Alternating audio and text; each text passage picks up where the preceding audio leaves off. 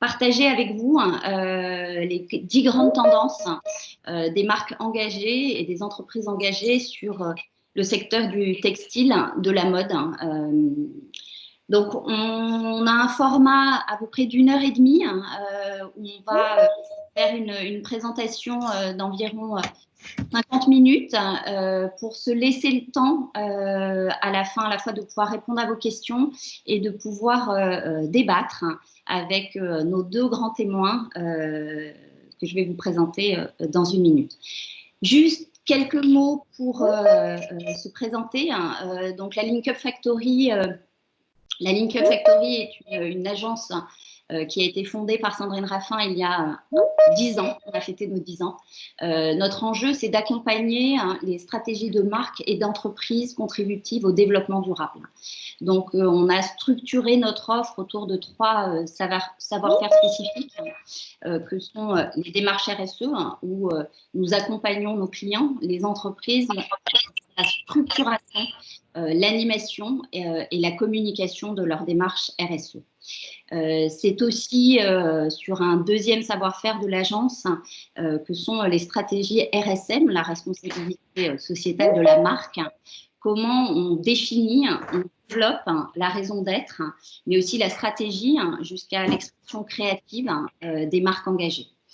Ça va être du diagnostic en passant par effectivement la stratégie de marque, la raison d'être, le storytelling et la façon d'embarquer les publics internes et externes.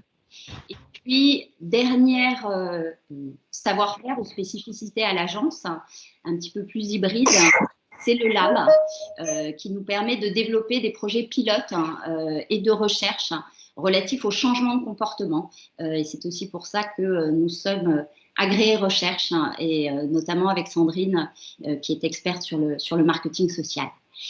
Un tout petit mot pour les derniers participants qui nous ont rejoints. Je vais juste vous demander de bien vouloir couper votre son puisqu'on entend des interférences.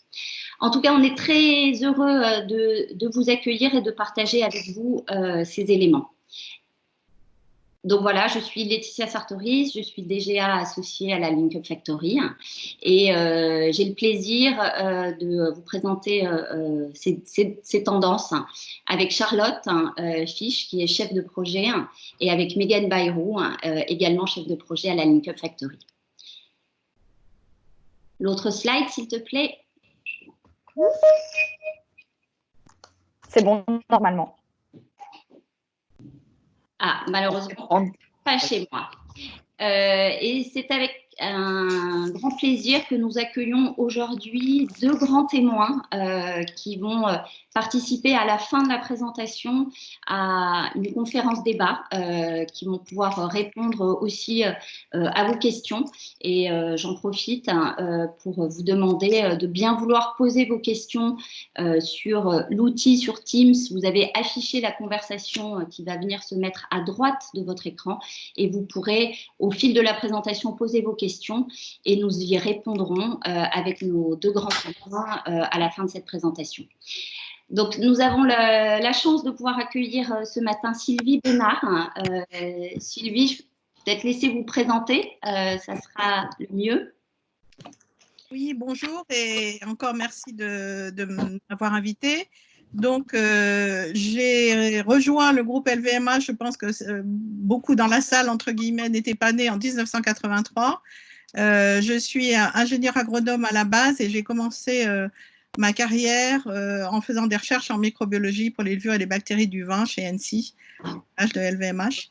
Et j'ai eu la joie et le plaisir en 1992 sur une démarche personnelle qui a été entendue au plus haut niveau du groupe, de créer la direction environnement de LVMH.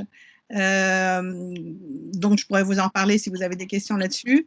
La chose amusante, entre guillemets, est que j'ai quitté cette fonction le 31 mars de cette année, donc dans des conditions extrêmement particulières, pour prendre une retraite qui est en fait active, puisque j'ai créé une toute petite structure unipersonnelle qui s'appelle la Dame à la licorne, pour pouvoir continuer à aider les projets et les gens qui m'intéressent, que j'aime et qui vont dans le bon sens selon moi. Voilà. Merci Sylvie. Nous avons aussi le plaisir d'accueillir Adeline Dargent. Adeline, je te laisse te présenter. Oui, bonjour à tous et merci Link Up Factory de m'avoir invité. Alors moi, j'ai pas l'expérience de Sylvie Bénard, loin de là. Donc, je suis déléguée générale du syndicat de Paris de la mode féminine, syndicat rattaché à la Fédération française du prêt-à-porter féminin, pour laquelle je travaille sur tout ce qui est projet RSE. Donc, l'idée, c'est d'accompagner nos marques de prêt-à-porter vers une mode plus responsable. Voilà. Donc, en mettant à leur disposition des outils, bien sûr, et des accompagnements. Merci Adeline et merci à toutes les deux. On vous retrouve à la fin de la présentation. Donc, un format de 50 minutes sur cette présentation. Quelques petits points d'introduction. C'est vrai qu'on notait une tendance avant cette crise du Covid d'une baisse des achats, notamment sur le prêt-à-porter, d'environ 16% en volume.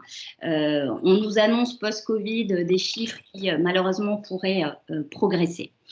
Au-delà de ces chiffres qui traduisent néanmoins une remise en question des pratiques ou de certaines pratiques du secteur de la mode, et notamment, on entend beaucoup parler de la fast fashion qui est décriée et qui mobilise un certain nombre de parties prenantes, d'ONG, de lanceurs d'alerte, évidemment les médias, mais bien sûr aussi les consommateurs. Face à ce contexte, l'enjeu de la présentation d'aujourd'hui et de ce débat, de cette conférence débat, c'est de voir comment on peut réinventer une mode plus éthique, plus responsable, qui puisse finalement réconcilier le bien-être que la mode nous procure à tous, par son confort, par son renouveau, par une certaine forme de bonheur aussi, à une quête de sens qui est de plus en plus attendue par les consommateurs, mais aussi par les parties prenantes du secteur. Donc, on va aujourd'hui, l'enjeu de la présentation, ça va être d'identifier et de comprendre participants qui viennent de nous rejoindre de bien vouloir couper leur caméra et leur son parce que sinon ça crée des interférences. Merci beaucoup. Donc voilà, d'identifier et de comprendre quels sont les enjeux plus précisément d'un point de vue environnemental, bien sûr, mais aussi social et sociétal sur ce secteur, de regarder quelles sont les initiatives des marques et des entreprises qui s'engagent et qui s'emploient à avancer vers une mode plus durable, plus responsable et plus éthique. Donc, on va tenter avec vous de trouver quelques clés pour avancer, pour progresser et pour tendre vers une mode plus durable. Donc, un premier point dans cette présentation de contexte, on abordera aussi les attentes des consommateurs et puis enfin un panorama des 10 tendances des marques et des entreprises engagées sur le secteur de la mode. Mégane, je te passe la parole sur cette partie contextuelle. Merci Laetitia, bonjour à tous. Donc tout d'abord, quelques chiffres pour poser ce contexte et comprendre les grands enjeux actuels du secteur. La mode aujourd'hui, c'est 100 milliards de vêtements vendus chaque année dans le monde et une production qui a doublé entre 2000 et 2014. Ce boom de la consommation et de la production n'est pas sans effet sur la planète et sur les hommes. Puisqu'en effet, on a observé une explosion des impacts environnementaux et sociaux ces dernières années, avec une hausse notable des émissions de gaz à effet de serre qui se porte aujourd'hui à 1,2 milliard de tonnes. Alors, ça s'explique par plusieurs raisons, mais on a la pollution due à la production du textile, l'augmentation de l'utilisation de fibres synthétiques très consommatrices de pétrole, mais aussi la pollution due au transport qui porte aujourd'hui ce chiffre assez énorme. Mais pas seulement, enfin en tout cas, ce n'est pas seulement une hausse des émissions de CO2, le secteur, c'est aussi un secteur très consommateur d'eau, que ce soit pour nécessaire à la culture des matières premières telles que le coton, l'eau utilisée pour les teintures, les produits chimiques, mais aussi pour le lavage quotidien des vêtements. L'eau est très utilisée par ces secteurs et en fait donc la troisième industrie la plus consommatrice d'eau. La mode, c'est aussi une industrie qui accapare beaucoup de sols sur Terre. On le sait, ils sont nécessaires notamment à l'élevage des animaux pour la production des matières animales, dont par exemple le cuir, mais aussi nécessaires à l'agriculture pour les matières végétales. Et enfin, pour faire un focus plus social, l'industrie de la mode est pointée, on le sait, depuis plusieurs années pour sa mauvaise gestion des conditions sociales, notamment pour les travailleurs dans les pays en développement. Avec une vraie problématique sur les rémunérations. Et on le voit avec ce chiffre assez impressionnant de 0,6% qui représente le coût global du vêtement revenant à la main-d'œuvre. Mais tous ces impacts environnementaux et sociaux ont aussi connu une accélération ces 20 dernières années, notamment en raison de l'apparition de la fast fashion au début des années 2000. Charles, est-ce que tu peux... Voilà, super, merci. Oui.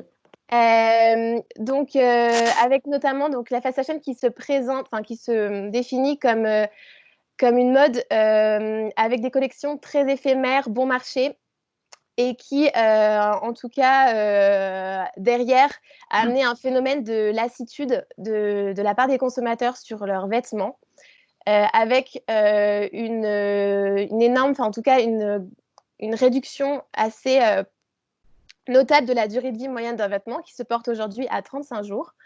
Et derrière, qui pose la question de la gestion de la fin de vie du produit, puisque l'ADEME a pointé du doigt récemment le chiffre de 80% qui représente les textiles au global qui finissent en tout cas soit en décharge, soit incinérés, avec seulement 1% qui sont derrière recyclés et réutilisés dans le cycle de vie du produit.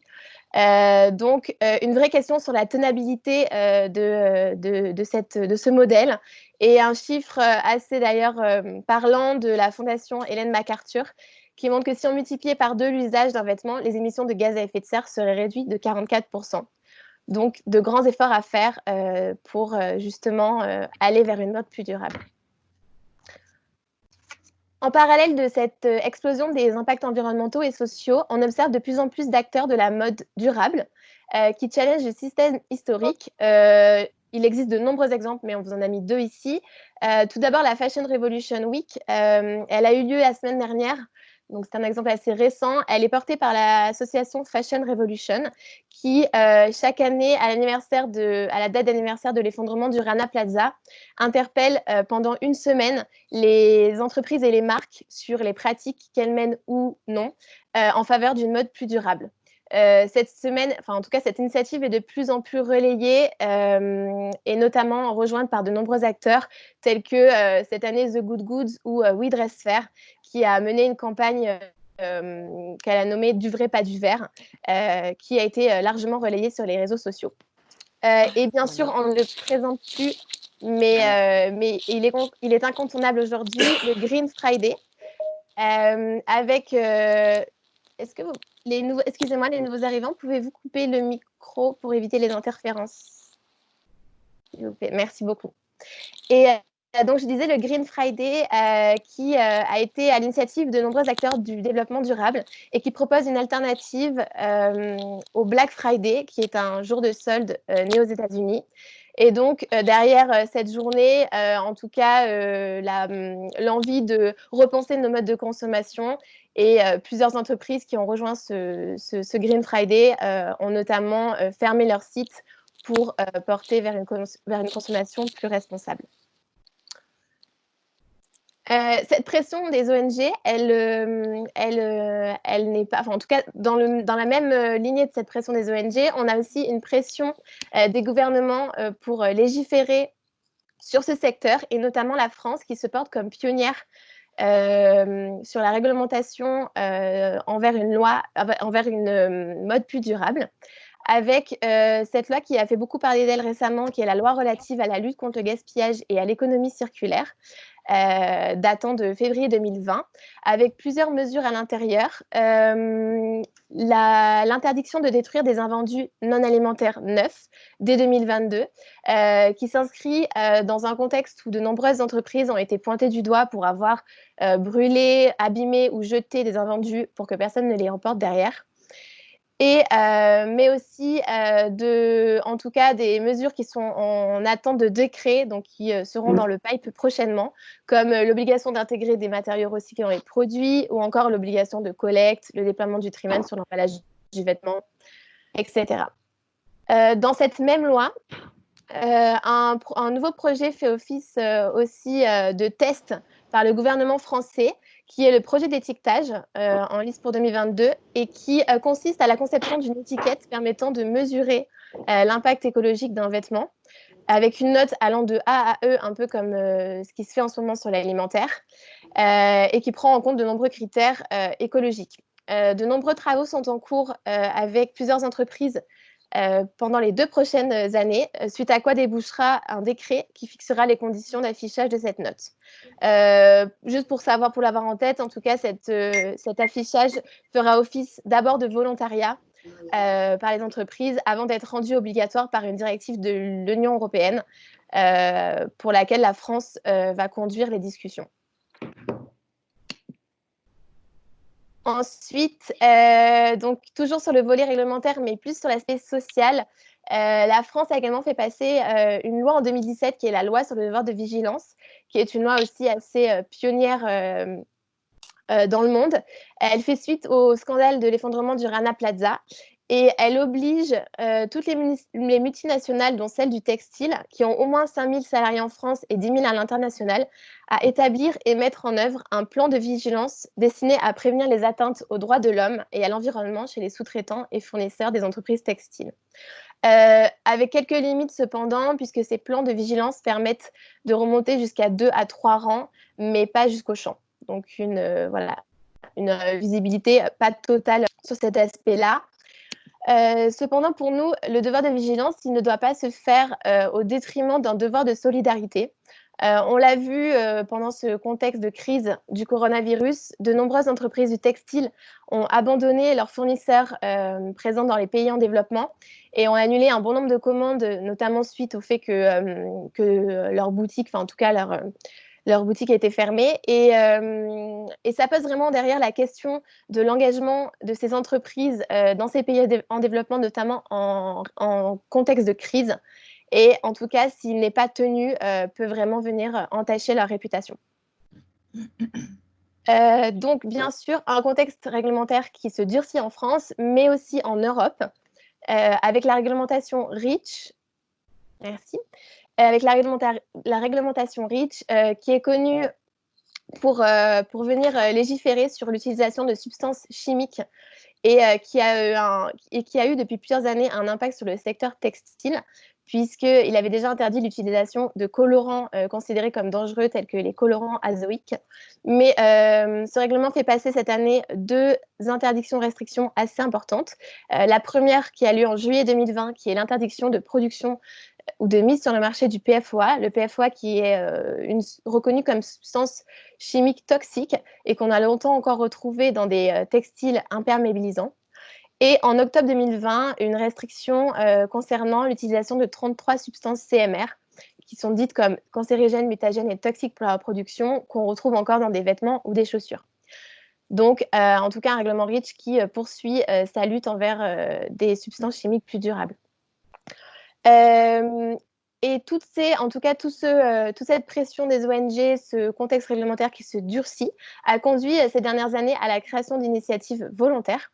Elle n'est pas récente, mais en tout cas, l'initiative menée par Greenpeace en 2011 avec son programme Detox, qui consistait qui en tout cas a pointé du doigt de nombreuses entreprises qui n'assumaient pas leurs responsabilités dans les impacts environnementaux de leur chaîne de sous-traitance et utilisaient encore de nombreuses substances considérées comme dangereuses, avec une proposition d'éliminer 11 substances dangereuses à 2020, donc en tout cas un objectif qui arrive très vite. Et à la suite de ce programme, beaucoup des entreprises qui avaient été pointées du doigt par Greenpeace se sont rassemblées et ont créé le programme Roadmap to Zero, qui aujourd'hui rassemble plus de 150 contributeurs allant de marques, industrielles ou même entreprises de la chimie, qui travaillent depuis donc 2011 à l'arrêt des rejets chimiques et l'usage d'une chimie plus durable. Ce programme, en tout cas, a porté ses fruits puisque dans le dernier rapport de Greenpeace, de 2017, les 3/4 des entreprises qui avaient été pointées du doigt sur l'utilisation de ces substances chimiques avaient affirmé avoir réduit en totalité ou en partie l'utilisation de ces substances dans leurs vêtements. Et puis, plus récemment, en marge du G7, c'est signé le Fashion Pact, le pacte de la mode. Il représente aujourd'hui plus de 60 entreprises qui se sont engagées à réduire l'empreinte carbone du secteur avec un focus sur 3 axes, le climat, la biodiversité et la préservation des océans, et des objectifs assez ambitieux menés à 2030. Le premier, un passage à 100% d'énergie renouvelable à 2030 et un objectif de 0 émission nette de CO2 à 2050. Toutes ces initiatives collectives ne doivent cependant pas faire oublier les avancées individuelles qui sont menées par nombreuses entreprises depuis plusieurs années maintenant pour chercher à réduire leurs impacts environnementaux et sociaux. On a mis 2 exemples ici, mais il en existe de nombreux et on vous les présentera d'ailleurs dans la suite de notre présentation. Mais voilà, ici avec Agnès B qui s'est engagée au travers de la Fondation Tara Océan pour lutter contre les microplastiques, ou encore le programme très ambitieux de LVMH Life qui, en tout cas, cherche depuis plusieurs années maintenant à agir concrètement en faveur d'une mode plus durable. Merci Mégane pour à la fois ces éléments de constat, de contexte et qui posent un petit peu les enjeux. Les consommateurs, évidemment, sur ce secteur, on l'a vu, sont extrêmement attentifs aux enjeux sociétaux, sociaux, environnementaux, et ils ont des attentes et des exigences qui sont extrêmement de plus en plus précises. On a pris comme source l'étude de l'IFM, la dernière étude de l'IFM, pour regarder un petit peu quelles sont les attentes des consommateurs. Quand on leur pose la question de leur point de vue pour une mode plus responsable, quels sont les critères qui sont les plus importants pour vous. Donc là, c'est un ranking qui a été fait sur différents marchés, la France, l'Allemagne, l'Italie et les États-Unis. Et en tout cas, il y a quelques disparités, mais des choses intéressantes à regarder. Donc le premier critère qu'ils considèrent comme étant le plus important de leur point de vue, c'est la protection de l'environnement. Donc, sans grosse surprise, un peu plus de 40% pour la France et l'Italie, un peu moins pour l'Espagne et l'Allemagne. Ce qui est intéressant sur ce critère-là, c'est que quand on regarde les réponses des sondés sur cette protection de l'environnement, ce qu'ils y voient derrière, c'est la non-utilisation de produits chimiques toxiques. On a vu que c'était un point assez clé, mais cette non-utilisation de produits chimiques, évidemment, elle a un impact sur l'environnement, mais il y a en sous-jacent aussi l'impact sur la santé. Le deuxième item sont les matières utilisées qui remontent là de façon très très forte sur le marché américain avec près de 47% des sondés. Derrière les matières utilisées qui font pour les consommateurs que les vêtements sont plus durables, ce qu'ils y voient, c'est à la fois des matières plus naturelles et des matières globalement éco-friendly, qu'elles soient synthétiques ou naturelles. Le troisième item qui intéresse et qui préoccupe les consommateurs, ce sont les conditions de travail, et particulièrement les conditions de travail qui se cachent derrière la fabrication. Là aussi, pour les sondés, ils s'intéressent et ils attendent des réponses de la part des marques et des entreprises sur le respect de la santé et de la sécurité des travailleurs, mais aussi sur le non-recours, notamment aux enfants, au travail des enfants ou à ce qu'on pourrait appeler l'esclavage moderne.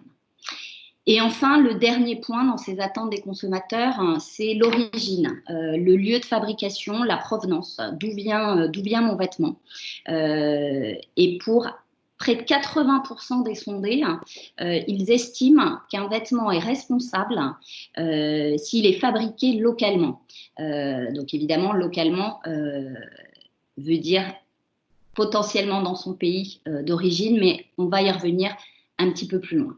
Donc voilà pour dresser un petit peu les grandes attentes des consommateurs par rapport à ce baromètre.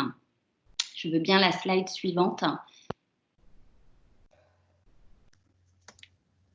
que je ne Elle vois y est, mais elle met du temps à arriver, je pense, chez toi. pas. En tout cas, c'est vrai qu'on peut corréler à ça, et c'est une diapositive qu'on aime bien présenter chez LinkUp, c'est que finalement le consommateur, il a une quête de bien-être durable.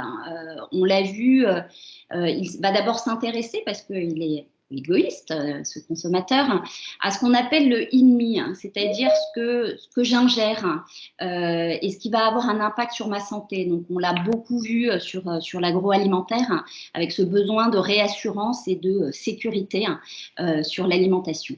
Et puis, il s'intéresse aussi, il se préoccupe de ce qu'on appelle le on-me, c'est-à-dire quels sont ce que je vais me mettre sur la peau, à la fois produits de beauté, d'hygiène, de soins, mais aussi les vêtements. Et on l'a vu avec effectivement ces attentes des consommateurs sur la santé, où il y a un impact assez fort. Et puis le troisième item, c'est le Her on Me, c'est qu'est-ce qui me touche moi en tant que consommateur dans mon environnement.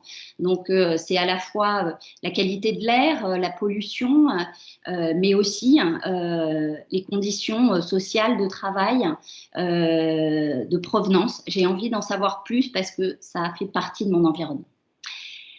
Donc on arrive donc à la fois sur ce contexte, ces attentes des consommateurs qui évidemment ont impacté le marché de la mode.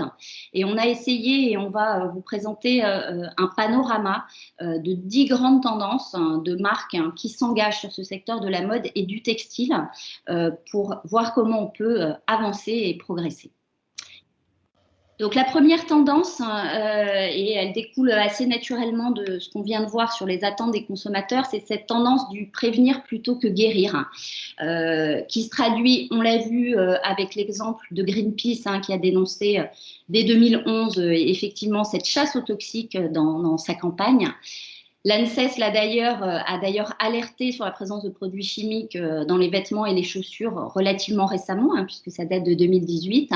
Mais ce qui est intéressant de voir, c'est que quand les ONG se mobilisent, évidemment les pouvoirs publics, aujourd'hui, sur cette chasse aux produits toxiques, on a quand même près de 15% de la production textile mondiale qui est engagée dans la détox. Alors, Megan l'a expliqué tout à l'heure, c'est entre 80 et une centaine d'entreprises qui se sont mobilisées sur ces sujets-là, des grands groupes comme Inditex, mais aussi Adidas, Nike, Mango, qui ont travaillé là-dessus et qui collectivement ont essayé de faire bouger les choses. Je pense que ça donne un petit peu une image de la dimension de progrès, du changement de paradigme auquel on peut arriver. Ça se traduit aussi, cette chasse au détox, évidemment par des initiatives plus individuelles. On a pris l'exemple de Benetton, qui a un étiquetage et qui valorise effectivement son engagement et la sécurité de ses produits avec cet étiquetage vêtements sûrs. Là, notamment, on a pris cet exemple-là sur les enfants. Cette chasse aux produits toxiques, elle répond aussi, et les consommateurs ont besoin d'une forme de réassurance.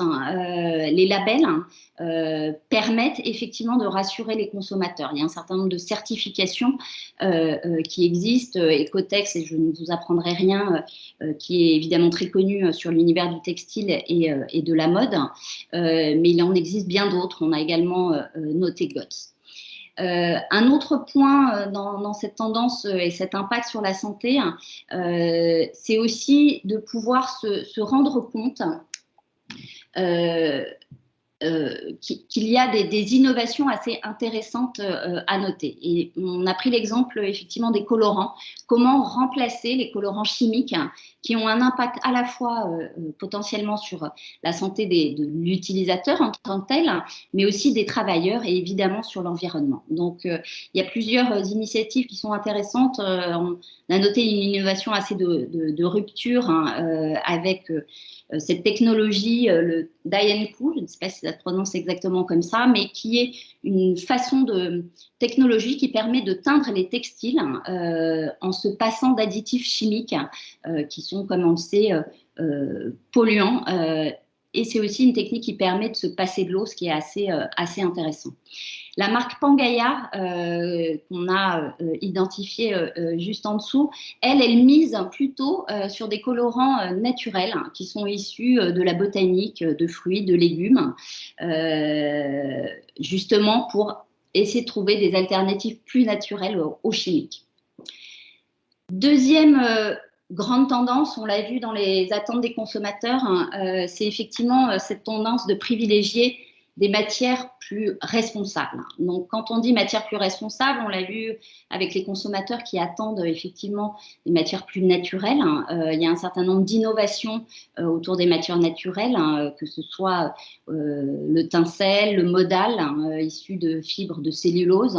On peut le voir effectivement chez une marque comme Ekiog, qui a beaucoup misé effectivement sur les fibres naturelles, notamment celle-là, mais pas que.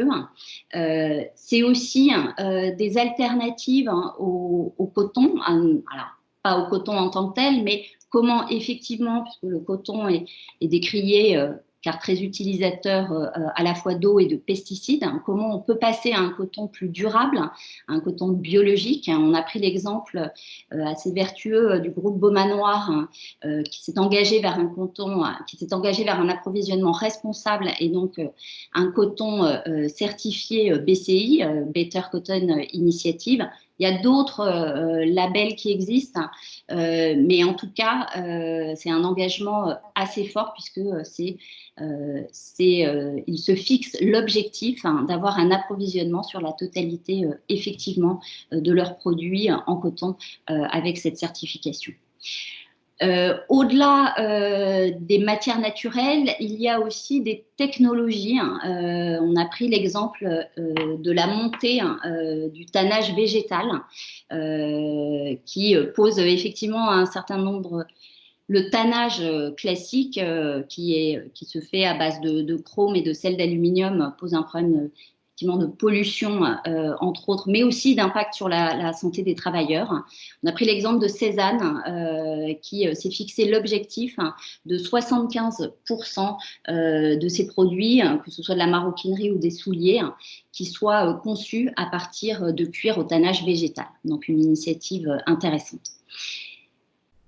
Donc des alternatives naturelles, effectivement, au niveau des fibres, mais qu'en est-il des matières animales qui posent aussi question? Greenpeace a dénoncé dans un de ses rapports le massacre de l'Amazonie, que 2/3 de la déforestation de l'Amazonie serait due à l'élevage des bovins pour le cuir et aussi pour la viande. Donc il y a un certain nombre de marques qui ont décidé de boycotter les matières animales. On a pris quelques exemples avec Sandro Hommage et Claudie Pierlot qui renoncent effectivement au cuir et aux peaux exotiques, plus spécifiquement. D'autres comme Zadig et Voltaire qui ont décidé de stopper l'approvisionnement en fourrure animale pour l'ensemble de leur collection. Mais au-delà du boycott, il y a aussi des alternatives autres. Il y a un certain nombre d'acteurs qui s'engagent à conserver des matières animales, mais à s'engager dans une démarche de plus de responsabilité. On le voit avec l'exemple de LVMH qui est juste là, et un certain nombre de labels peuvent permettre aux consommateurs de voir les choses de façon un petit peu plus clairement et d'avoir une forme de caution et de réassurance. Et enfin, pour terminer, une initiative qui pourrait être intéressante aussi pour l'avenir, ce sont les cuirs végétaux. Donc là, on a pris l'exemple de la marque Naoni qui travaille sur des cuirs végétaux à base d'eucalyptus et de champignons. Donc peut-être quelque chose à creuser de ce point de vue-là. Tu peux passer, merci.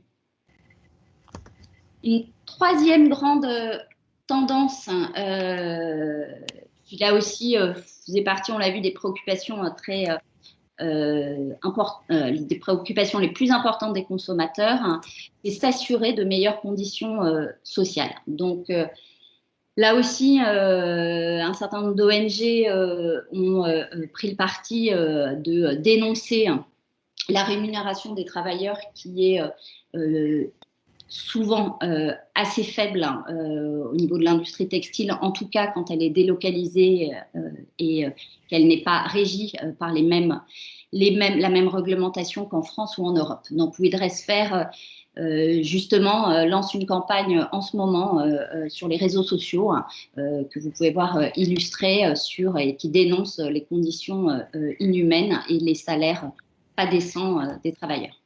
H&M a été épinglé il y a quelques mois sur effectivement la rémunération peu équitable de ces travailleurs et de ces travailleurs éthiopiens. Il y a un phénomène de délocalisation, une production qui est relativement importante en Asie, en Inde, au Bangladesh, et là, c'était plutôt sur la partie éthiopienne. Il y a aussi des initiatives très intéressantes qui contribuent à améliorer et à avoir une rémunération plus juste. Évidemment, Veja qui a construit une partie de sa stratégie là-dessus, qui est une marque RSM native, très engagée, mais qui tente en tout cas de collaborer plus directement, de supprimer les intermédiaires pour directement travailler avec les producteurs et pouvoir fixer un prix qui soit dissocié des prix du marché et qui permette une rémunération plus juste à ses fournisseurs. L'exemple d'Armorlux est également intéressant. Armorlux est un acteur très engagé sur la dimension effectivement fair trade depuis des années, et notamment sur la production de ces marinières. Voilà pour dresser un petit peu sur cette partie des rémunérations plus justes. C'est aussi une attente de la part des ONG et des consommateurs que de s'assurer que derrière le vêtement et la marque que l'on achète, la marque, l'entreprise s'assure d'un environnement de travail qui soit le plus sûr et le plus sain possible. Donc, il y a un certain nombre d'initiatives remarquables qui existent. On a pris l'exemple de Damarway, qui s'est engagé dans une politique d'achat responsable assez importante et qui garantit à ses consommateurs pas d'impact négatif sur la santé de ses travailleurs. Là aussi, un certain nombre de certifications existent pour aider les consommateurs à y voir plus clair et pour donner une certaine forme de garantie effectivement à ça. On note Fairway Foundation qui effectivement travaille sur tout ce qui va être accident du travail, entre autres, là-dessus. Le groupe Etam, lui, au-delà évidemment de s'engager sur cet environnement de travail sûr et sain, travaille sur l'accompagnement et la formation de ses équipes au sein des usines en tant que telles, pour justement sensibiliser les travailleurs à la fois sur leurs droits, mais aussi sur les devoirs que l'entreprise a pour faire évoluer ses pratiques. Voilà pour cette troisième tendance. Merci Charlotte, si tu peux passer la slide suivante. Quatrième tendance, et qui n'est pas la moindre et qui fait couler beaucoup d'encre, c'est lutter contre l'hyperconsommation. Donc, lutter contre l'hyperconsommation, on voit émerger un certain nombre de nouveaux modes de consommation. On a vu l'offre de la seconde main qui est en train d'exploser. On pense notamment à Vinted qui a construit son modèle autour de ça. Mais pas que. C'est aussi des acteurs plus traditionnels qui intègrent ce nouveau mode de consommation dans leur offre. C'est intéressant de voir que 42% des Françaises déclarent avoir acheté des articles de seconde main en 2019, ce qui montre bien l'émergence effectivement de ce modèle. Au-delà de ça, il y a aussi des acteurs plus historiques et on a pris l'exemple d'Auchan qui en ce moment est en train de tester une offre de vêtements en seconde main dans ses hypermarchés. Donc c'est encore un pilote, mais ce qui montre bien effectivement les choses bougent sur le secteur. Ah, je pense que quelqu'un n'a pas coupé son micro. Merci beaucoup. Dernier point sur ces nouveaux modes de consommation qu'on voulait relever, c'est aussi cette tendance à la location. On a pris l'exemple de l'atelier Bocage qu'on trouve extrêmement intéressant. Bocage a finalement inventé la chaussure de location, c'est quelque chose qui n'existait pas. Il a revu son modèle et ce qui implique aussi de revoir son modèle, de former les équipes qui vont pouvoir acquérir un savoir-faire de reconditionnement et finalement un nouveau métier de cordonnier sur ce secteur. C'est intéressant de voir que 74% des consommateurs éprouvent du plaisir dans l'usage plutôt que la possession. C'est un vrai changement dans ces tendances qu'on n'aurait peut-être pas imaginé il y a une dizaine d'années et qui montre bien effectivement la transformation du modèle. Dernier point pour finir sur cette tendance de l'hyperconsommation, c'est aussi une réflexion de penser les collections autrement, de sortir peut-être de ce modèle de saisonnalité. En tout cas, c'est ce que pointe cette marque KS qui remet en cause ce principe des saisons et qui veut tendre et qui propose des collections plus intemporelles pour éviter la surproduction et effectivement la surconsommation. Donc, peut-être pas en arriver à des choses aussi radicales, mais en tout cas, c'est intéressant de voir ces tendances-là émergentes sur des marques qui, une fois de plus, ont construit leur modèle sur la durabilité. Et enfin, pour finir, une initiative qui est intéressante, qui est cette start-up Tekin, qui produit à la demande. Donc, on le voit avec l'exemple de La Redoute, qui a décidé de faire confiance à Tekin et qui, pour éviter ce problème de la surproduction, donc de la surconsommation, essaie de travailler à un nouveau modèle qui est la production à la demande, qui a un certain nombre de contraintes, mais qui est intéressant comme tendance. On va passer à la cinquième tendance dans cet univers des marques, des modes, des marques engagées sur la mode. Charlotte, je vais te passer la parole. Oui, merci Laetitia. On est dans un secteur, on se le disait plus tôt, où on voit des consommateurs qui veulent de la transparence, qui demandent d'en savoir un peu plus sur la provenance des matériaux qui composent leurs vêtements.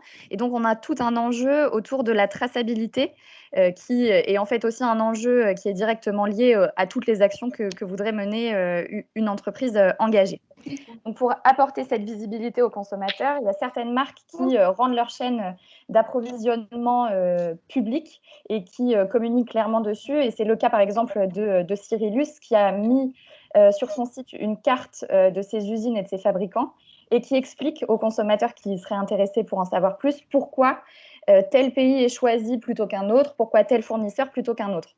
Donc voilà, on a vraiment cette volonté de donner de la visibilité sur sa chaîne de production, même si j'imagine on se parle de fournisseurs de rang 2, voire de rang 3 et pas plus que ça. Donc on a tout un travail qui est mené autour de la traçabilité chez beaucoup des acteurs du secteur, puisque la traçabilité est la condition sine qua non pour travailler ensuite sur des engagements sociaux et environnementaux. Et certains acteurs se tournent vers la blockchain pour avoir cette visibilité justement complète de la chaîne de valeur. Ce qui est particulièrement pertinent dans un secteur où on a cet enjeu de remonter un peu plus loin dans la chaîne, où on a beaucoup d'intermédiaires. Donc voilà, la blockchain représente une solution donc, qui est testée par certains acteurs, qui est pour l'instant encore dans des étapes de test chez la plupart d'entre eux, mais qui peut représenter une solution intéressante.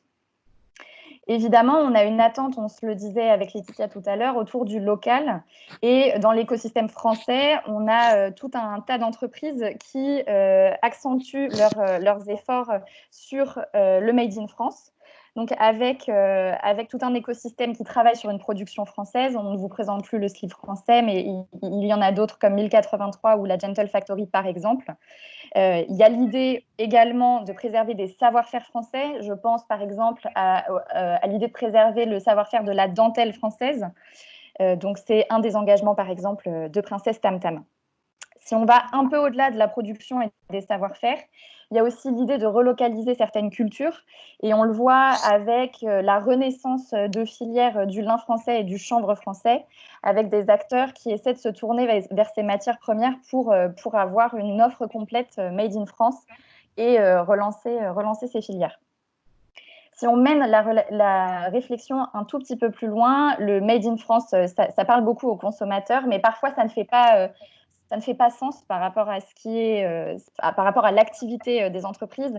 Et je pense notamment à Veja, qui explique que eux, leur volonté, c'est d'avoir des sites de production qui soient au plus proche des lieux de culture et non pas absolument sur le territoire français, et qui décident donc d'avoir des sites de production au Brésil, là où, par exemple, leur caoutchouc est cultivé. Une fois qu'on a cette traçabilité, on peut travailler sur la maîtrise de l'impact environnemental de l'ensemble de la chaîne de valeur, et c'est ce qui est notre 6e tendance, avec un focus pour commencer sur la production. Donc, on vous a mis ici des exemples sur le gin, qui est un produit qui est particulièrement connu pour demander beaucoup d'eau, beaucoup de produits chimiques, beaucoup d'énergie. Évidemment, les travaux des entreprises vont bien au-delà du gin. C'était parce que c'était un exemple emblématique qu'on voulait vous en parler ce matin, avec notamment J-Star qui parle du gin le plus durable du monde, ce qui est un fort engagement, avec par exemple 98% de l'eau qu'ils utilisent dans leur process qui est recyclée, les 2% restants s'évaporant. Donc on a des résultats qui sont tout de même assez importants en termes d'économie d'eau et également d'énergie. Quand on se parle de production, avant la distribution, on a évidemment l'impact du transport, et c'est un enjeu qui est important pour les acteurs du textile qui souvent ont une production délocalisée.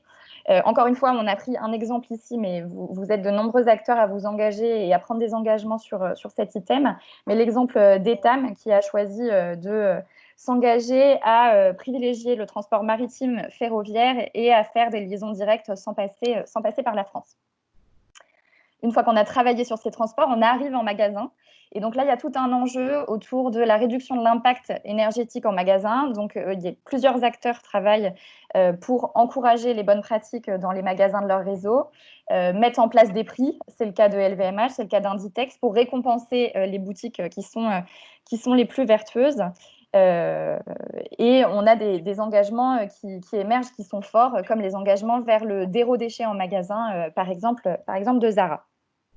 Si on va vraiment jusqu'au bout de la réflexion, on peut inclure aussi les défilés et les Fashion Week qui ont été dernièrement pas mal bousculés parce que leur impact justement environnemental est contesté. Et donc voilà, on a Gucci qui en septembre 2019 a eu un défilé neutre en carbone. À voir si la prochaine cible et le prochain axe de travail de l'ensemble du secteur sera les défilés, surtout dans un contexte post-Covid-19.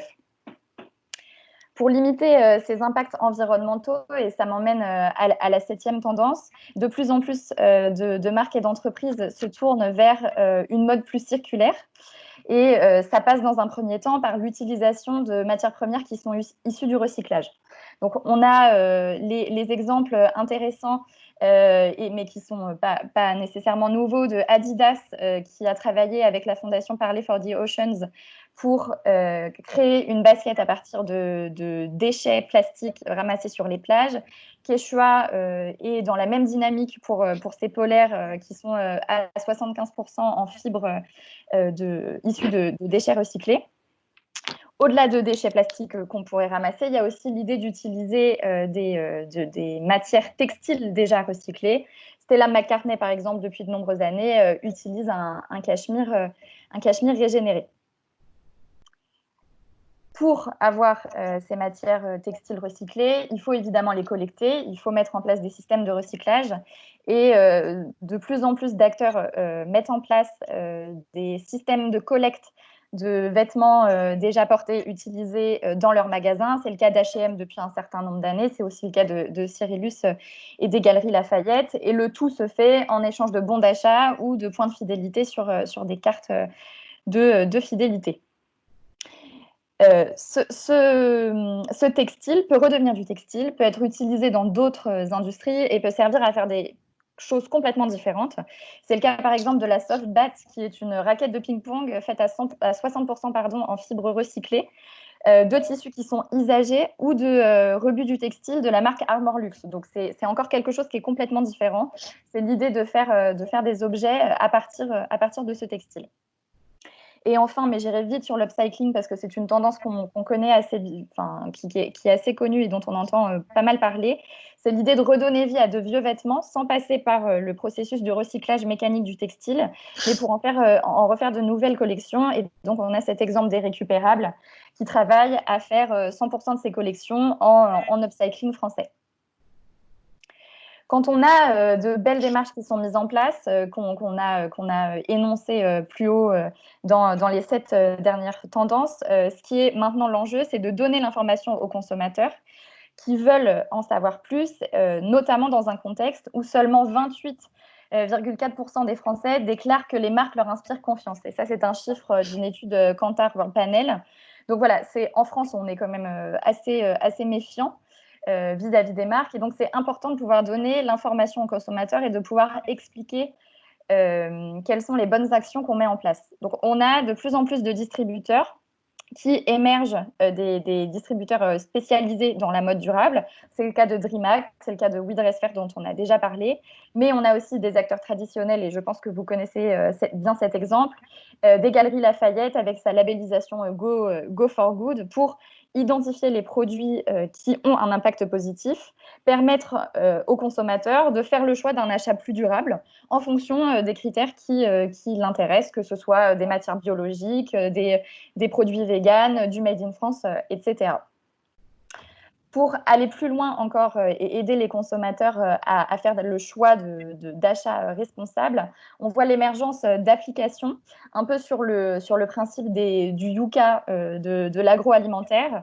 Et on vous a mis l'exemple de Clear Fashion, qui est une application française qui se concentre sur 4 familles d'enjeux, des enjeux environnementaux, des enjeux liés aux matières animales, des enjeux sociaux et des enjeux santé.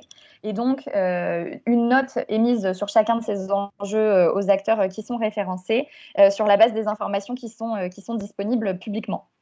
C'est le même fonctionnement pour l'autre application que vous trouvez sur la slide, Good On You, qui est une application australienne qui est un peu plus, qui existait un peu avant. Au-delà de donner cette information, aujourd'hui, une marque engagée, notamment dans le secteur du textile, a tout intérêt à tendre vers une communication plus responsable. Ça passe d'abord par éclairer et guider les consommateurs via l'étiquetage, dans un premier temps, pour expliquer quelles sont les bonnes pratiques, pourquoi ce jean, par exemple, est plus vert, pourquoi il est plus responsable. Voilà, l'enjeu, c'est vraiment de révéler les bonnes pratiques aussi sur l'étiquetage.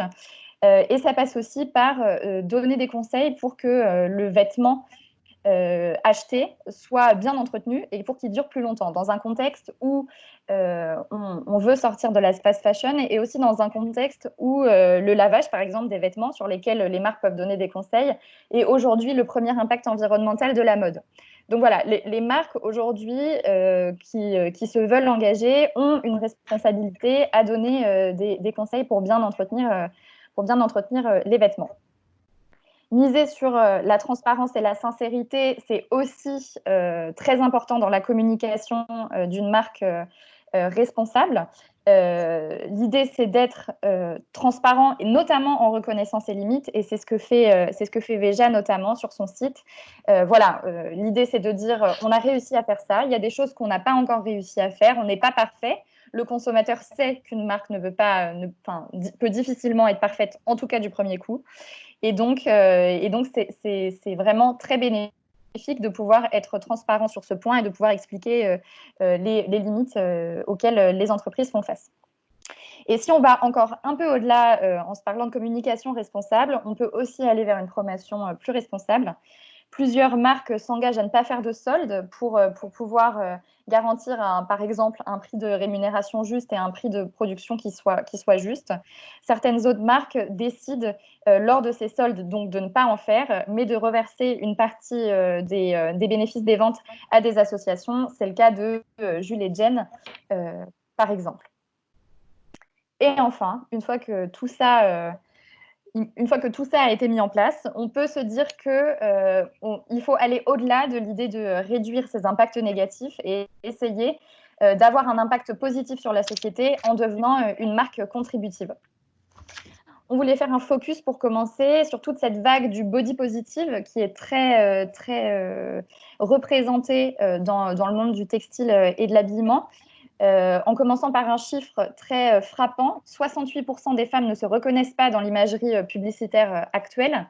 Et donc, il y a tout un intérêt à travailler sur la représentation de tous les corps dans la publicité pour pouvoir inclure une population large et faire en sorte que toutes les femmes et tous les hommes également se reconnaissent dans l'imagerie actuelle. C'est des sujets qui sont bien pris en compte par les acteurs de la lingerie, mais aussi par d'autres acteurs.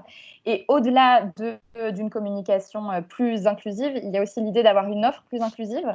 C'est le cas de Chantel, par exemple, qui a lancé une collection qui s'adapte à toutes les morphologies.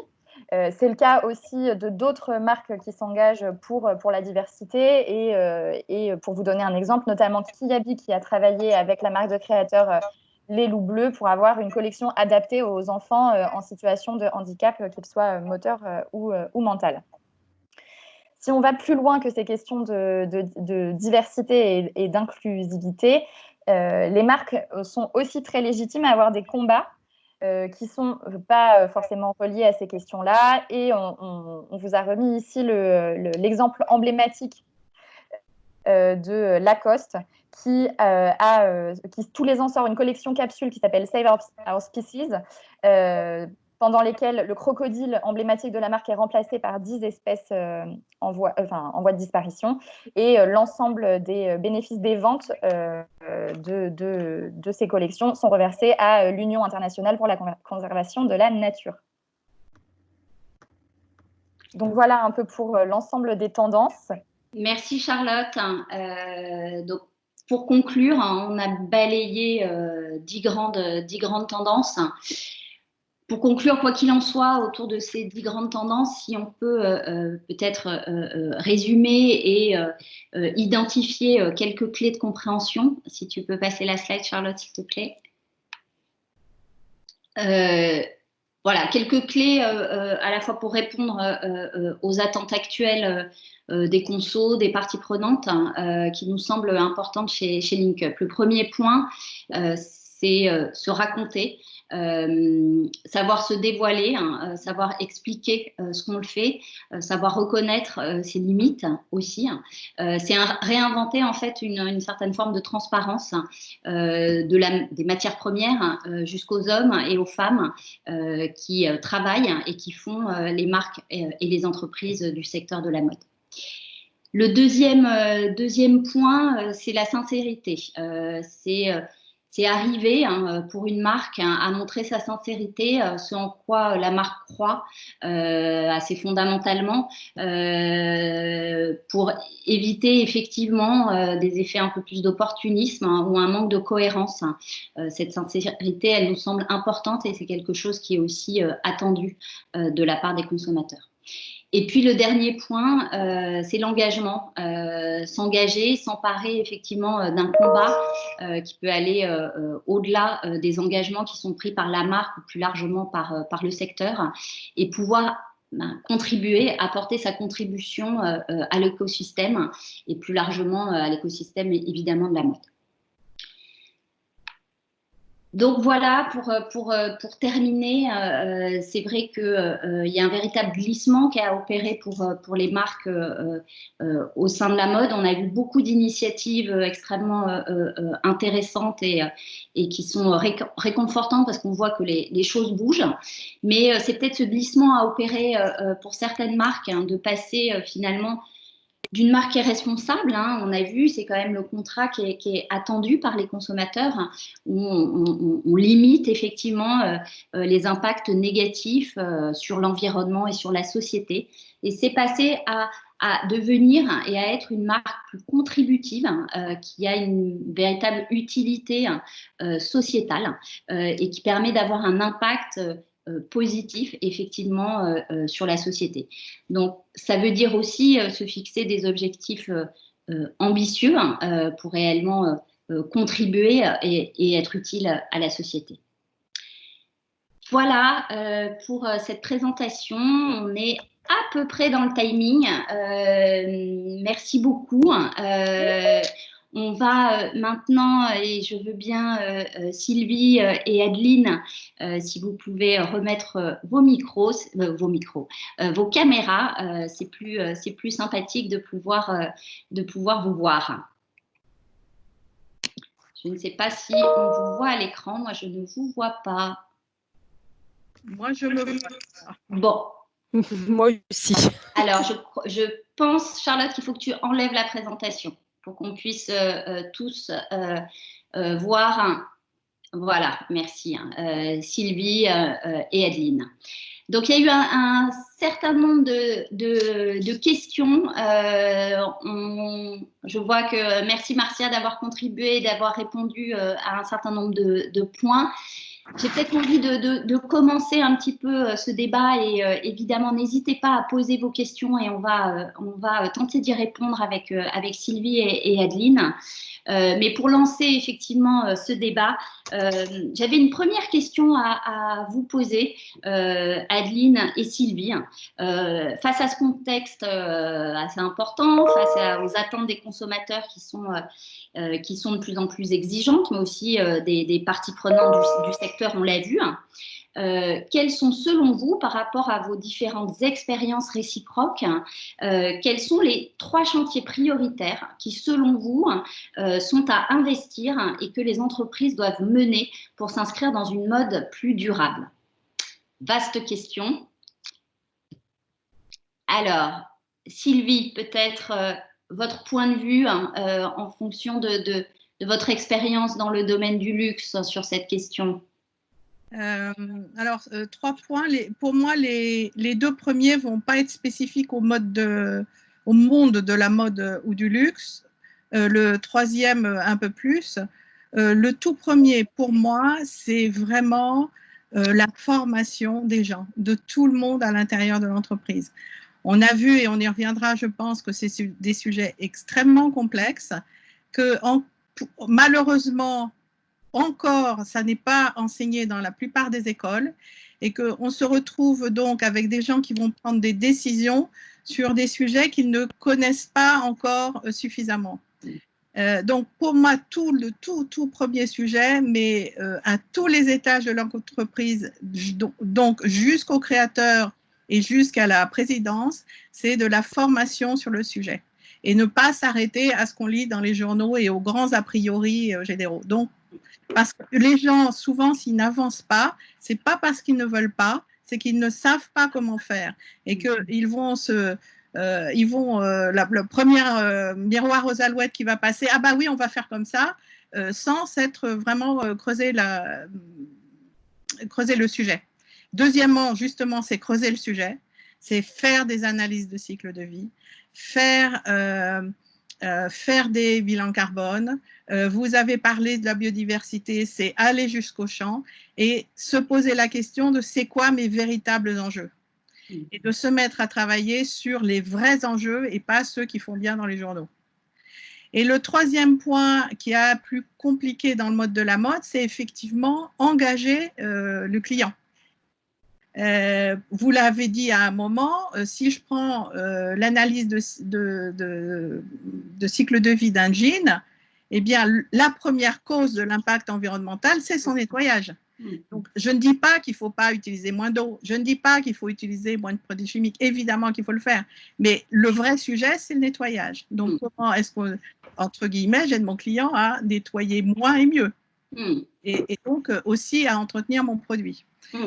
Vous avez parlé à un moment du du recyclage des bouteilles plastiques. Oui, parce qu'il y a beaucoup d'a priori, hein, recyclage des bouteilles plastiques. Ben oui, sauf que le plastique recyclé, c'est envoyer des microparticules de plastique à chaque fois qu'on nettoie dans sa machine à laver, je crois que c'est 80 000 à peu près, microparticules de plastique qui se retrouvent dans l'océan, qui fait le 7e continent.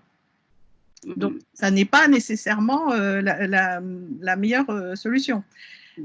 Choisir des substances naturelles. C'est pas parce que c'est naturel que c'est pas dangereux. Je vous fais une salade de ciguë bio, elle sera bio et naturelle et vous serez morte. Donc voilà, c'est tout décrypter, tous ces sujets qui sont compliqués. Donc les décrypter à l'intérieur de l'entreprise, mais aider aussi les clients à les décrypter pour qu'ils fassent un choix éclairé et efficace et pas simplement ce qui est à la mode, c'est le cas de le dire. Ouais. Merci beaucoup, très intéressant Sylvie, et effectivement ce décryptage et le fait de ne pas écouter les fausses vérités qui circulent, c'est un vrai point. Adeline, par rapport à toi, ton univers plus sur le prêt-à-porter, hein, cette question sur les 3 chantiers prioritaires aussi que devraient mener les entreprises, de ton point de vue, qu'est-ce que ça serait ? Alors nous, c'est vrai qu'on est sur des entreprises qui sont certainement moins avancées qu'un LVMH, par exemple. Alors, je rejoins complètement Sylvie sur la partie communication, puisque je pense qu'effectivement, le consommateur a envie et besoin de comprendre un petit peu les choix qu'il doit faire. Donc, pour ça, il doit être informé, mais informé correctement. Je rejoins aussi Sylvie sur la partie la formation et l'implication des collaborateurs, hein, qui sont absolument indispensables sur la réussite d'une stratégie RSE dans une entreprise. Et on voit à quel point ce n'est pas simple justement dans nos entreprises. Alors, au-delà de la communication que j'avais également noté comme chantier prioritaire, chez nous, l'autre sujet prioritaire, c'est vraiment la chaîne d'approvisionnement. On est sur une chaîne de valeur qui est très éclatée, hein, on l'a vu à travers la présentation qui a été faite. On a effectivement la partie production, hein, fabrication de vêtements, mais au-delà de ça, il y a toute la dimension matière première. Donc, avec des choix qui sont assez fortement impactants, hein, sur le produit et sur l'impact à la fois social et environnemental. Si on remonte encore on en a beaucoup parlé, mais du coton, la culture du coton est très impactante. Ensuite, chez nous, à moyen terme, il y a un autre vrai sujet qui est celui de la traçabilité, puisqu'en fait, on l'a vu, hein, dans les évolutions réglementaires, on va avoir une obligation d'affichage environnemental à horizon 2022. Donc aujourd'hui, nous, on est très attentifs parce qu'il y a des expérimentations qui sont menées, hein, effectivement, au niveau de la France, et on a vu ce qui a été fait chez Decathlon et ID Kids. Nous, on accompagne des petites entreprises, donc il ne faut pas oublier aussi on va devoir mettre en place des process qui sont aussi adaptés à ces petites entreprises qui ne sont pas aussi équipées, ils n'ont pas de direction RSE, voilà. Donc, on sera extrêmement vigilant à ça, et ce d'autant que ça passe aussi au niveau européen. Donc là, je reprends une casquette un peu plus fédération lobbying, ne pas oublier les enjeux qui sont les nôtres aussi, et en particulier la durabilité des produits, qui n'est pas aujourd'hui forcément très prise en compte. Et c'est un vrai enjeu. Est-ce que je peux rebondir sur ce point-là, qui pour moi est indispensable? Mais bien sûr, c'est le but. Oui, parce que vous avez parlé des futurs affichages environnementaux. Il faut savoir que c'est un sujet qui est testé au niveau européen depuis facilement 5-6 ans. Et le problème est que le monde du luxe a été peu représenté et peu suivi dans ce cadre-là. Et par exemple, l'étiquetage environnemental ne tient à ce jour pas compte de la durée de vie d'un vêtement.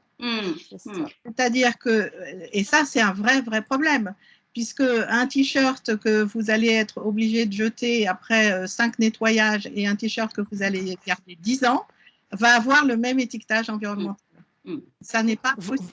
Voire moins bien noté. Voire moins bien noté. Parce qu'il peut être un peu plus résistant.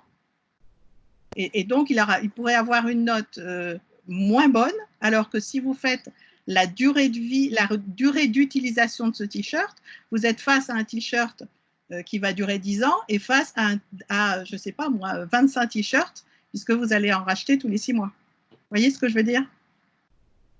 Oui, j'imagine, Adeline, que vous, en tant que fédération, parce que c'est un point, effectivement, quand on a préparé cette réunion que tu as aussi abordé, j'imagine que vous êtes en train de travailler sur ce sujet-là aussi pour essayer de faire bouger les choses au niveau des instances plus réglementaires. Hein.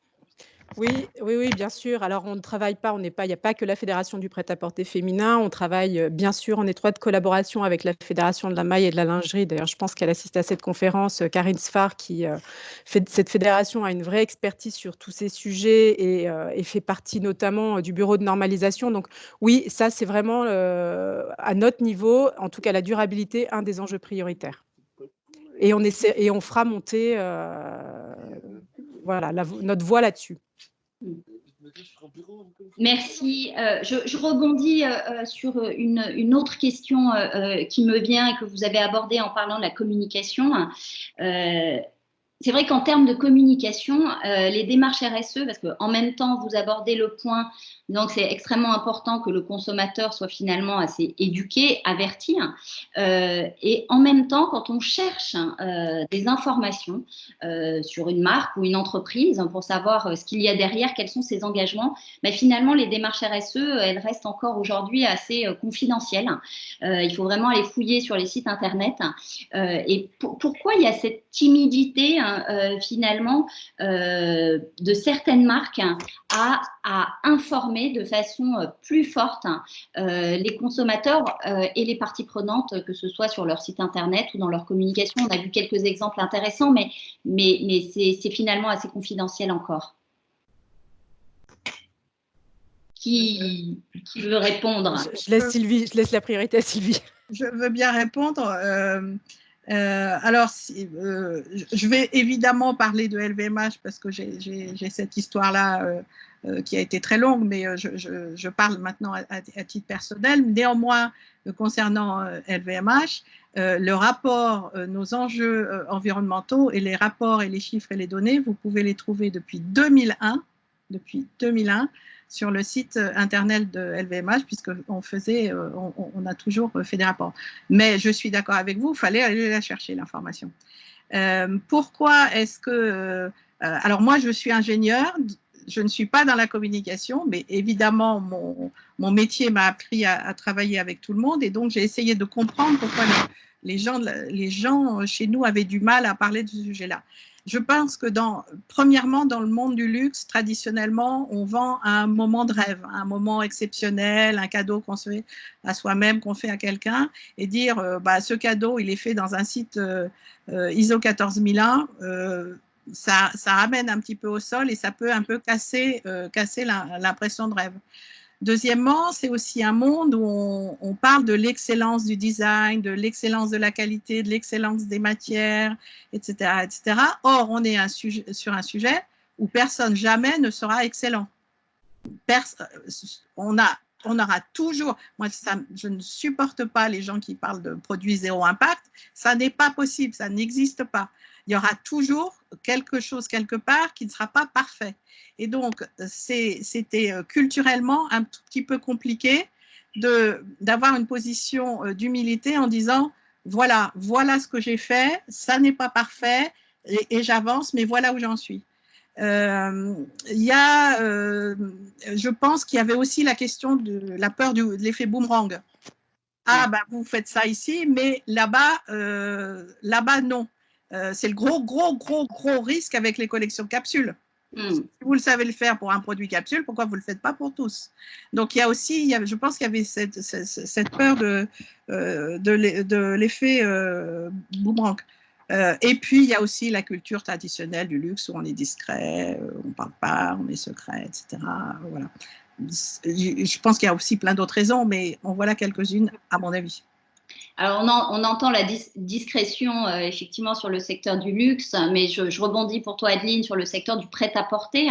C'est vrai que voilà, on a envie qu'il y ait plus d'informations parce que on accompagne un certain nombre de marques à la Link Up Factory sur le domaine de la mode, et c'est vrai qu'on sent cette timidité, on les pousse effectivement parce que les entreprises font de belles choses. Donc, sur le secteur du prêt-à-porter, quel est ton point de vue là-dessus ?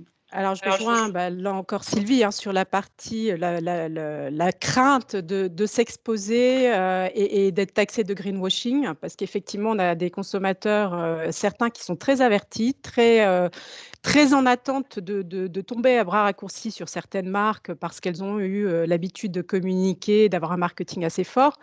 Donc, je rejoins également Sylvie sur la partie humilité. Personne ne sera jamais bon partout. Et je pense qu'aussi dans la culture de communication et de marketing depuis des années des entreprises, c'est difficile de se l'avouer. Donc ça, c'était aussi un facteur c'est un frein. Après, nous, on a dans nos membres des entreprises qui ont été assez pionnières. Et je pense à une marque, par exemple, je voudrais la citer parce que c'est assez emblématique, une marque comme Valentine Gauthier, qui existe depuis 10 ans, qui s'est construite sur ses valeurs, qui a beaucoup communiqué justement sur ses valeurs, sur des produits durables, sur un sourcing de proximité, et qui, quand elle s'est lancée il y a 10 ans là-dessus, a eu finalement un discours qui n'était absolument pas intelligible. Et le consommateur ne s'y est pas intéressé. Donc, elle a complètement abandonné cette communication. Et ce que je trouve intéressant, c'est que là, enfin, elle revient à communiquer sur ses valeurs parce que ça y est, on sent qu'il y a effectivement une attente de la part des consommateurs. Après, bon, on l'a dit, il y a le problème de l'humilité, mais il y a aussi la problématique de la transparence. On attend dans la communication des marques qu'elle soit complètement transparente. Et c'est vrai on en voit un certain nombre aujourd'hui afficher beaucoup de volonté et s'engage à atteindre un certain niveau à horizon 6 mois, 1 an. Après, la question que je me pose moi aujourd'hui, c'est qui justement ira vérifier que les objectifs ont bien été atteints. Et est-ce qu'à un moment donné, on n'a pas besoin d'un tiers de confiance? Donc là, je voudrais citer un autre exemple et pour montrer un petit peu aussi, je dirais, la peur de certaines entreprises de communiquer sur ces sujets et d'avoir finalement besoin d'une caution. Il y a la marque Des Petits Hauts qui a fait une collection capsule à un moment donné sur un produit complètement responsable et qui l'a fait avec une société qui accompagne les entreprises sur des productions responsables, en particulier en Asie, qui s'appelle Fairly Made. Donc, plutôt que de dire Des Petits Hauts, j'ai fait ma collection capsule toute seule, une capsule éco-responsable, non, je m'appuie sur Fairly Made et ensemble, on a travaillé sur cette collection capsule.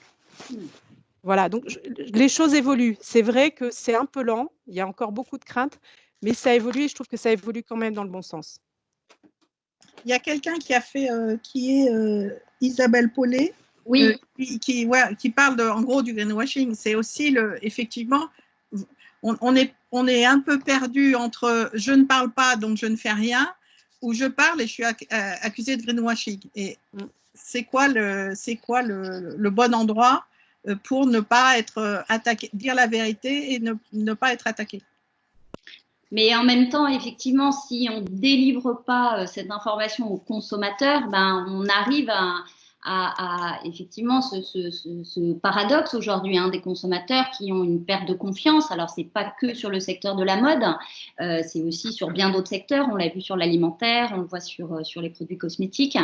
Mais si les marques et les entreprises ne font pas cet effort d'informer, même si elles ne peuvent pas tout dire et qu'elles ne peuvent pas s'engager sur la totalité, c'est sûr qu'on est face à des consommateurs qui, du coup, n'ont pas d'informations ou trop peu et vont être dans un fantasme et dans un imaginaire qui fait que la perte de confiance, elle est encore plus importante. Alors, peut-être, je regarde s'il y a des questions, mais je pense que c'est plus des commentaires, à moins que ça m'ait échappé. Moi, j'avais une autre question à vous poser, puisqu'il nous reste 10 minutes dans notre contrat de terminer à 10h30. De votre point de vue, est-ce que globalement, les entreprises et les marques, elles vont assez loin en matière d'engagement? On a vu un panorama avec des initiatives assez différentes. On a montré, il y a beaucoup d'engagements qui sont portés par des marques qu'on appelle RSM natives, qui se sont construites, qui ont construit leur modèle, leur business model sur l'engagement. Mais qu'en est-il des acteurs un peu plus historiques et de votre point de vue, est-ce que les choses bougent? Est-ce qu'on est vraiment en train de faire bouger les choses au-delà des marques qui sont forgées sur ce modèle-là depuis le début? Peut-être Adeline sur le prêt-à-porter, de t'entendre là-dessus. Alors, est-ce que les entreprises sont assez engagées? Je trouve qu'il est difficile de répondre à cette question puisque, en fait, c'est plus au consommateur de répondre à cette question et il y répondra par rapport à son propre référentiel, en fait. C'est-à-dire que certains se contenteront d'un coton bio, là où d'autres auront envie de connaître complètement la chaîne de valeur jusqu'à l'usine qui a produit le vêtement. Voilà, donc je pense que la réponse, elle est détenue par le consommateur. Néanmoins, je pense que beaucoup de choses évoluent effectivement. Ça évolue dans le bon sens et je trouve qu'il y a eu une accélération ces 2 dernières années. On parle beaucoup de la fast fashion, donc avec son business model de surconsommation qui induit un surstockage.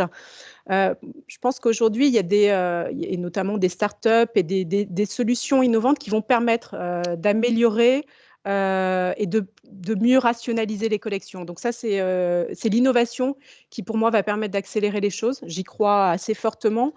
Alors, il y a un exemple assez emblématique, hein, quand on parle de fast fashion, c'est H&M. Je vais le citer parce que c'est lui qui prend, enfin, c'est le groupe H&M qui prend à chaque fois. Et c'est un gros paradoxe parce qu'effectivement, c'est l'emblème de la fast fashion avec des collections et des rotations permanentes. Et à la fois, c'est un des groupes les plus innovants et le plus à même certainement d'inspirer d'autres entreprises. Alors, toujours pareil, hein, nous, la fédération, on accompagne aussi beaucoup de petites entreprises. Et là, je voudrais attirer l'attention sur le fait que pour ces petites entreprises, c'est plus difficile, dans le sens où c'est ce que j'expliquais, hein, il n'y a pas de direction RSE, il n'y a pas nécessairement de service dédié. Souvent, ça relève de la stratégie de l'entreprise. Et le fait d'être sous-staffé, très souvent, ils ont recours à des compétences externes et à des cabinets, ce qui représente un coût. Donc, coût qui va être certainement un peu mis en arbitrage face à la crise qu'on connaît actuellement. Donc, c'est des entreprises qui avancent, qui ont la volonté d'agir, mais qui le feront peut-être plus lentement que d'autres. D'accord, merci. Intéressant. Oui, pardon, j'ai utilisé un acronyme, marque RSM. C'est la responsabilité sociétale de la marque. Et les marques RSM natives, on en a vu un certain nombre d'exemples. Par exemple, Veja est une marque RSM native puisqu'elle a forgé son modèle sur la durabilité. Dernière, je regarde s'il y a des questions.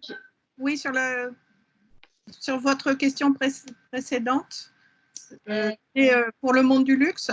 Oui. Alors, même réponse, dire est-ce que toutes les marques vont assez loin, ça c'est impossible, je ne me permettrai pas de juger. Par contre, il est clair qu'il y a une prise de conscience que la plupart des marques de luxe aujourd'hui travaillent sur ce sujet-là et surtout ce que beaucoup de gens n'imaginent peut-être pas, collaborent. Il y a quand même beaucoup de groupes de travail. Je vais en citer quelques-uns. Vous avez parlé de la Zéro Discharge Initiative. Bon, il y a beaucoup de marques de luxe qui sont maintenant dedans. Laser Working Group est en train de créer un groupe luxe. BSR, il y a un groupe Business Social Responsibility. Oui, Responsible. À un groupe de travail où il y a à peu près aussi, là aussi toutes les marques de luxe qui se posent la question très spécifique du monde du luxe. Il y a les fédérations, le comité Colbert en France, la Camera della Moda en Italie, etc., qui travaillent là-dessus. Et vous avez même des organisations qui ont un œil très spécifique sur le monde du luxe. Je pense par exemple à Positive Luxury à Londres. Donc, le monde du luxe avance et sans que ça se sache vraiment, en fait, collabore beaucoup sur des enjeux qu'ils ont en commun parce qu'ils ont quand même des enjeux en commun, des filières qui sont en général très spécifiques en commun. Et quand on raisonne volume, ils n'ont pas du tout les mêmes préoccupations de volume que la fast fashion. Et donc, ils ont des enjeux qui sont un tout petit peu différents de la fast fashion. Merci Sylvie pour ce point. On arrive à la fin, juste pour conclure.